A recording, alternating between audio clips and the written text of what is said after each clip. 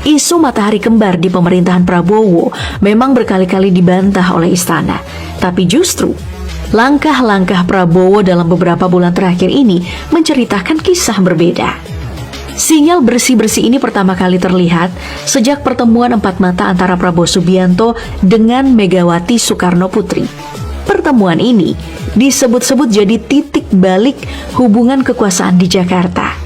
Dan tidak lama setelah itu, langkah Prabowo mulai terasa nyata. Kasus pertama terjadi di sengketa 4 pulau antara Provinsi Sumatera Utara yang dipimpin oleh Bobi Nasution, menantu Jokowi, dan Aceh yang dipimpin Muzakir Manaf. 4 pulau ini sempat diputuskan milik Sumatera Utara oleh Mendagri Tito Karnavian. Tapi kemudian Prabowo mengambil langkah yang mengejutkan. Keputusan Tito dibatalkan.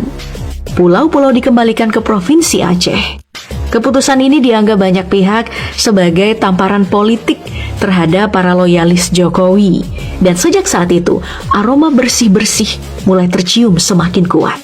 Setelah kasus 4 pulau, giliran orang-orang dekat Jokowi yang satu persatu terseret dalam masalah hukum.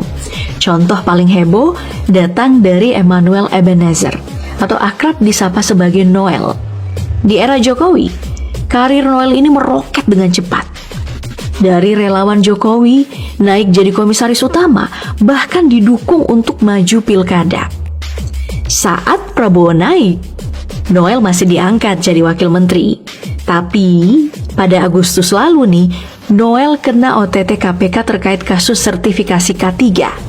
Nah, yang disita puluhan mobil mewah, rumah megah, dan bahkan ada moge Ducati senilai miliaran rupiah. Berikutnya nih, nama besar lain yang ikut terseret badai, Nadiem Makarim, mantan Menteri Pendidikan era Jokowi, ditahan oleh kejaksaan. Kasusnya? Dugaan korupsi pengadaan laptop Chromebook senilai triliunan rupiah.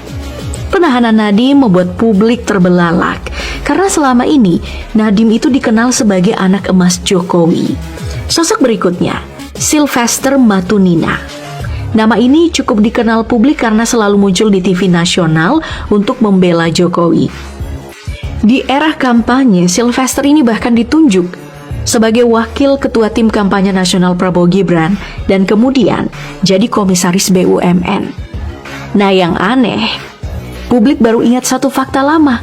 Pada 2019, Sylvester divonis 1,5 tahun penjara atas kasus pencemaran nama baik terhadap Yusuf Kala. Tapi nih, selama bertahun-tahun ia tidak pernah ditahan, bebas berkeliaran, jadi relawan, bahkan makin sering tampil di media. Sampai akhirnya, tiba-tiba Jaksa Agung mengeluarkan perintah eksekusi. Sylvester tidak lagi kebal. Nama Risa Halid juga ikut mencuat. Pria yang dijuluki kasir penguasa dan dikenal sebagai orang dekat Jokowi, sekarang buron dalam kasus mega korupsi Pertamina. Tapi, rumor yang lebih panas muncul. Riza disebut sebagai dalang di balik demo besar-besaran yang berujung ricuh beberapa waktu lalu. Menariknya, nama Riza juga sempat disebut-sebut dalam dukungan publik yang diberikan beberapa menteri ke Prabowo di media sosial. Ia disebut sebagai mafia. Artinya, lingkaran ini masih bergerak di belakang layar dan Prabowo sedang menutup satu persatu pintunya. Langkah-langkah ini bikin satu hal jadi jelas. Prabowo sedang menjalankan operasi senyap. Dari kasus 4 pulau, OTT pejabat, penahanan mantan menteri, sampai penarikan kembali orang-orang lama Jokowi. Semua terlihat seperti bagian dari strategi besar. Dan jika pola ini terus berlanjut, geng Solo bisa benar-benar tersingkir dari pusat kekuasaan. Tapi ingat, setiap kepala yang dipotong akan melahirkan musuh baru. Nah, pertanyaannya sekarang, apakah Prabowo benar-benar kuat untuk menghadapi badai ini? Atau ini baru babak awal perang kekuasaan yang lebih besar? Di tengah konflik kekuasaan yang kian memanas, rakyat justru makin terjepit.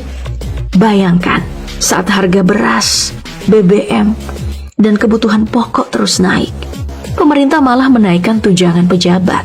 Publik pun murka, karena di saat banyak rakyat kesulitan memenuhi kebutuhan sehari-hari, pejabat justru semakin dimanjakan. Kekecewaan rakyat memuncak ketika Polri dan TNI dituding bertindak represif.